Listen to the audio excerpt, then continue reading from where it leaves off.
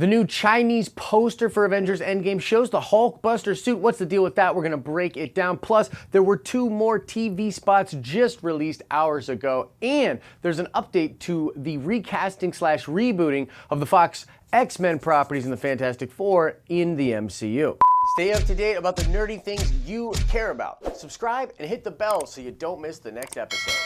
Today's shout out goes to Curtis Badger. Indeed, Stephen McKnight was the showrunner for the first season of Daredevil. We'll do another nerd card question at the end of this video. What's up, everybody? Happy Friday to you. You made it through another week. Congratulations. I'm, of course, Josh. This is the Den of Nerds, and we got a lot to get to today. So first, let's talk about this new poster for Avengers Endgame. This was released in China. Now, besides this poster just being absolutely dope, and honestly, this is my new background on my computer. It's gorgeous. It also shows us something really freaking crazy. Right over here, we've got the Hulkbuster armor. This has not been seen in any of the marketing for Avengers Endgame or in any of the leaks. Now, the fact that it's next to Banner kind of makes me think that on the surface, this is just showing that Banner will indeed be using the Hulkbuster in this next film. And I looked at this Hulkbuster compared to the Hulkbuster that is in Infinity War, and to me, they look exactly the same. Some people online were saying there's a little bit more gold in this one, so it might be, from the Mark 85 armor.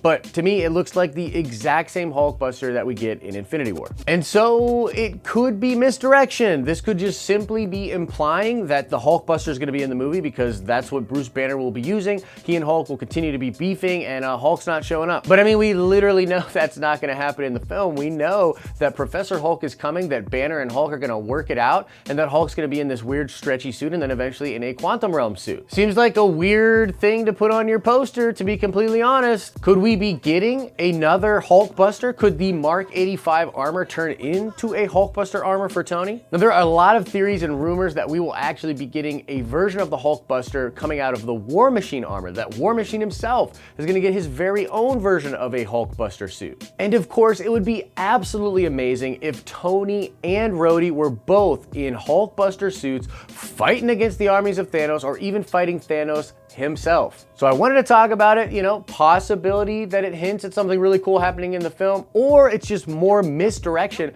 by the marketing from Avengers Endgame. What do you think about this? Let me know in the comments below. All right, next let's get into these new TV spots. These were both 30-second spots. They both aired today, March 22nd, for those of you keeping track or watching in the future. They both use previously seen footage. There's not a shred of new footage in any of this, but there is actually a little bit of a new voiceover from Captain America. The world is in our hands. We gotta do something with it. Both of these TV spots are very similar. They show establishing shots that we've seen before of Liberty Island, just the Earth being devastated. Then you see Captain America, you get some voiceover of his epic speech. In the first trailer, he's talking about how the Earth is in their hands, which I'll come back to in a minute. And in the second spot, Captain America is just talking about how some people move on, but not us, and we're gonna do whatever it takes. And then you just get pumped up at the end of the shots. Like, all the footage we've seen before, just getting you pumped up. Now, as I said, the only thing that is new in either of these spots is the lines by Captain America talking about how the Earth is in our hands and we've got to do something with it. And it appears that he is saying this at this meeting, whether or not this is actually a support group for people dealing with the decimation, or some people believe that this meeting is actually for vets and it's just where all these vets are going to show up after the decimation and Cap's just going to be talking to them. Either way, it looks like this is the conversation that Captain America is having at that point in the film. Now, I've often talked about how Captain America could be dealing with this differently than a lot of the other people in the Avengers. Cap might want to just be there for Earth and try to help people move on. And I've even speculated that there could be a time in which Captain America does not want to go fight Thanos, doesn't think it's worth it, and instead thinks their energy is better spent to help people of Earth move on. Then I think we'll sort of montage ahead in time, and Cap's just gonna be furious and not be able to give up. And that is when he will indeed say the thing where he says, some people move on, but not us. Kind of implying that he wants to help people move on, but he also recognizes that they, as the Avengers, as soldiers, are unable to do so. They've lost too much. They have to try, right? I think that's kind of the theme that's being portrayed in the marketing. Also, for the record, if that does happen, I think a lot of this will happen pre-title roll. So I think we're gonna get a long sort of montagey thing at the beginning that's pre-title roll, and we will will literally end that with Captain America turning around, deciding that he's gonna fight, Tony coming up with a plan, like everybody kind of getting on the same page, then we roll titles and we pick up like way further into the future. That's just my opinion, but that's what I kind of think's happening. And also, I just want to say again, it's so weird that they are just reusing all of this footage. I mean, you don't have any other establishing shots or wide shots of how devastated the Earth is. It's a little weird. You just keep showing those same scenes. We know that they've been using fake stuff, but at this point we got a question, like how much of this is fake? Is there even a shred of Avengers Endgame that we have actually seen? I don't know, man. It's possible, no. But probably we have it. It's just all formed in a way that's kind of misleading of the plot, right? Let me know your thoughts below.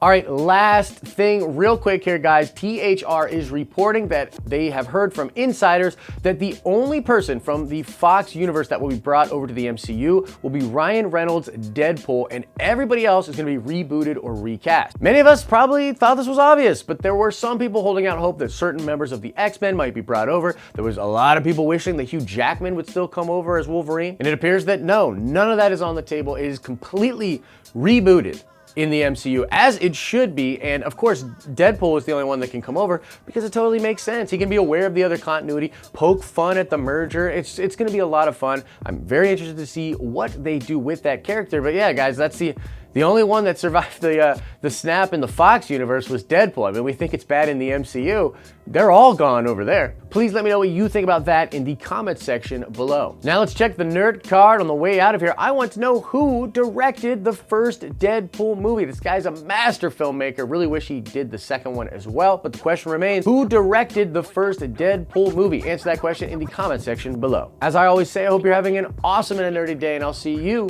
in the next video.